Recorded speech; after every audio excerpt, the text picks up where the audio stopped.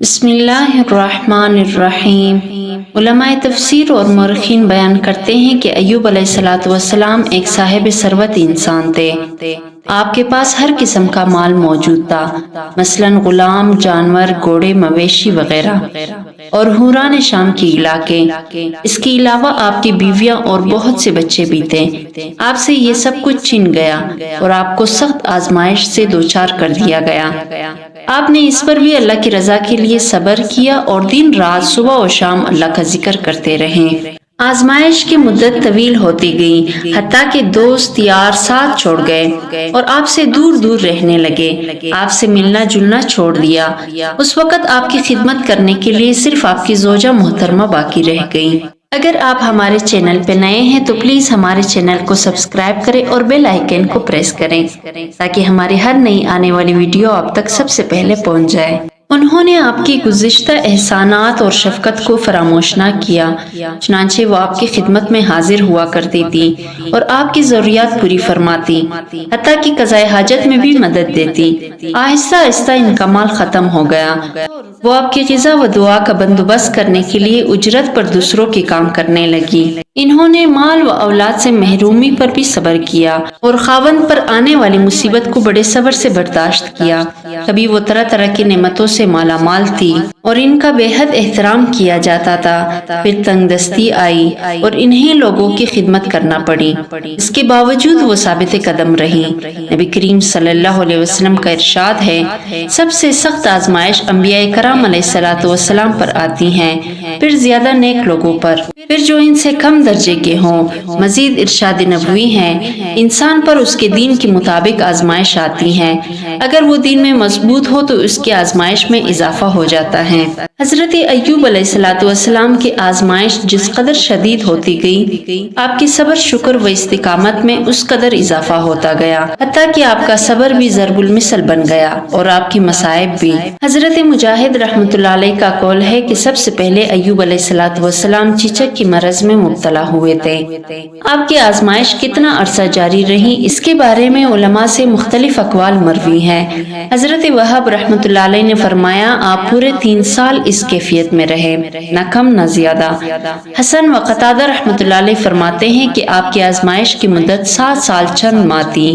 حضرت حمید رحمۃ اللہ علیہ فرماتے ہیں، آپ 18 سال بیمار رہے۔ سدی رحمۃ اللہ علیہ کہتے ہیں کہ آپ کے جسم سے گوشت جڑ گیا تھا، صرف ہڈیاں اور پٹھے باقی رہ گئے تھے۔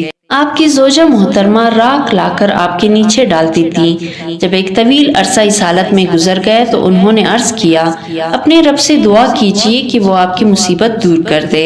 آپ نے فرمایا، میں نے 17 سال صحت کی حالت میں گزارے ہیں، تو کیا مجھے اللہ کے لیے 17 سال صبر نہیں کرنا چاہیے؟ زوجہ محترمہ یہ جواب سن کر پریشان ہوئی، کیونکہ وہ لوگوں کی خدمت کر کے اس کی اجرت سے ایوب علیہ السلام کی کھانے کا بندوبست کرتی تھی۔ بہرحال اس طرح دن گزرتے رہے۔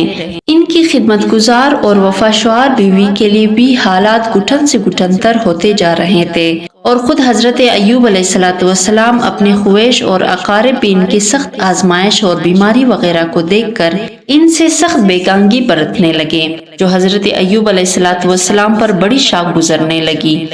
بالآخر وہ بارگاہ الہی میں خوب گڑ گڑائے اور صحت و شفا کی دعا کی۔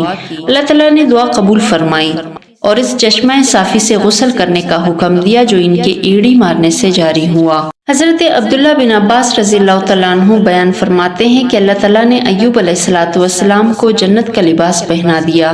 آپ صحت مند ہو کر جنتی لباس پہن کر ایک طرف بیٹھ گئے۔ آپ کی زوجہ محترمہ آئی تو پہچان نہ سکی، بولی، اللہ کے بندے، یہاں جو بیمار تھا وہ کہاں گیا؟ کہیں اسے بیڑیے تو اٹھا کر نہیں لے گئے؟ انہوں نے اسی طرح کی کئی باتیں کی۔ آپ نے فرمایا، تیرا بھلا ہو، میں ہی ایوب ہوں۔ انہوں نے کہا، مجھ سے کیوں مذاق کرتے ہو؟ آپ نے فرمایا، تیرا بھلا ہو، میں ہی ایوب ہوں، اللہ نے مجھے میرا صحیح جسم دوبارہ دے دیا ہے۔ حضرت ابن عباس رضی اللہ تعالیٰ عنہ بیان کرتے ہیں کہ اللہ تعالیٰ نے آپ کو وہی مال اور وہی بچے دوبارہ دے دیے جو لے لیے گئے تھے، اور اسی قدر مزید بھی عنایت فرمائی۔ وہب بن منبہ رحمۃ اللہ علیہ فرماتے ہیں کہ اللہ تعالیٰ نے آپ کی طرف وحی نازل فرمائی، میں نے تجھے تیرے اہل و مال دوبارہ دے دیے ہیں اور ساتھ اتنے ہی اور دے دیے ہیں، اب اس پانی سے غسل کر لے، تجھے شفا ہو جائے گی، اور اپنے ساتھیوں کی طرف سے قربانی پیش کر اور ان کے لیے مغفرت کی دعا کر، کیونکہ انہوں نے تیرے معاملے میں میری نافرمانی کی ہے، لیکن صحیح بات یہ ہے کہ اللہ تعالیٰ نے ان کے بدلے میں اور اہل و عیال عطا کیے اور اس سے ایک گنا زیادہ بھی دیے، جس طرح مجاہد رحمۃ اللہ علیہ سے منقول ہے، ارشاد باری تعالیٰ اپنا پاؤں زمین پر مارو، ایوب علیہ السلام نے حکم کی تعمیل کی، اللہ تعالیٰ نے وہاں سے ٹھنڈے پانی کا چشمہ جاری فرما دیا اور حکم دیا کہ اس کا پانی پیے اور اسی پانی سے غسل کرے، چنانچہ اللہ تعالیٰ نے آپ کی تکلیف دور اور جسم کی تمام ظاہری اور باطنی بیماریاں دور فرما دی، اور ظاہری و باطنی تندرستی کے ساتھ ساتھ کامل جمال اور بہت سے مال سے بھی نوازا، حتیٰ کہ سونے کی ٹڈیوں کی بارش ہوئی اور دولت اس طرح نازل ہوئی جیسے مہینہ برستا ہے۔ اللہ تعالیٰ نے آپ کو اہل و عیال بھی عطا فرمائے، جیسے ارشاد ہے وَآتَيْنَاهُ أَهْلَهُ وَمِثْلَهُمْ مَعَهُمْ، اور اس کے اہل و عیال عطا فرمائے بلکہ ان کے ساتھ اتنے ہی اور بھی۔ بعض علماء نے اس کا مطلب یہ بیان کیا ہے کہ وہی فوت شدہ افراد زندہ ہو گئے، اور بعض نے کہا ہے کہ اللہ تعالیٰ نے فوت شدہ افراد کی جگہ اور اولاد دے دی، اور قیامت میں پہلی اور پچھلی سب اولاد جمع ہو کر آپ کو مل جائے گی، رحمتہ من عندنا، اپنے خاص مہربانی سے، یعنی ہم نے آپ کی مصیبت دور کر دی اور آپ کی تکلیف ختم کر دی، یہ ہماری خاص مہربانی اور احسان تھا۔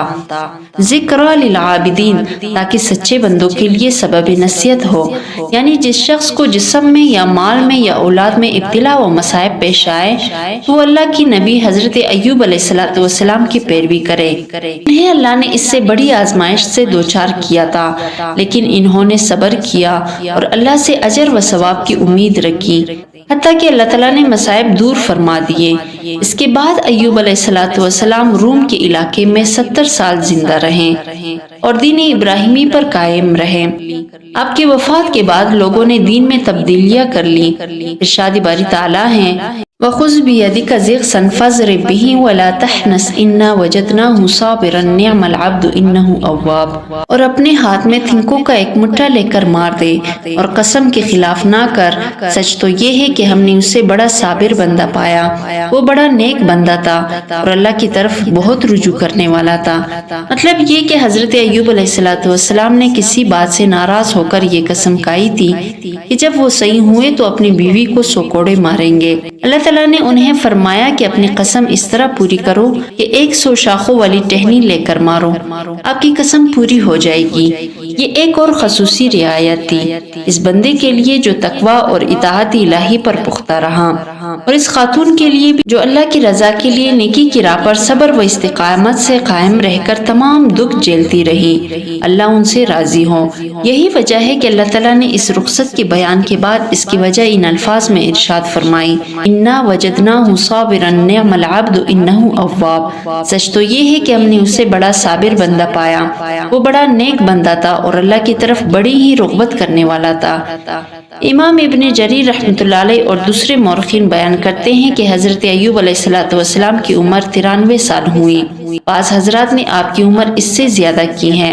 امام لیث رحمۃ اللہ علیہ نے حضرت مجاہد رحمۃ اللہ علیہ سے ان کا قول روایت کیا ہے کہ قیامت کے دن اللہ تعالیٰ دولت مندوں پر حضرت سلیمان علیہ السلام کے ذریعے سے، غلاموں پر حضرت یوسف علیہ السلام کے ذریعے سے، اور مصیبت زدوں پر حضرت ایوب علیہ السلام کے ذریعے سے اتمام حجت فرمائے گا۔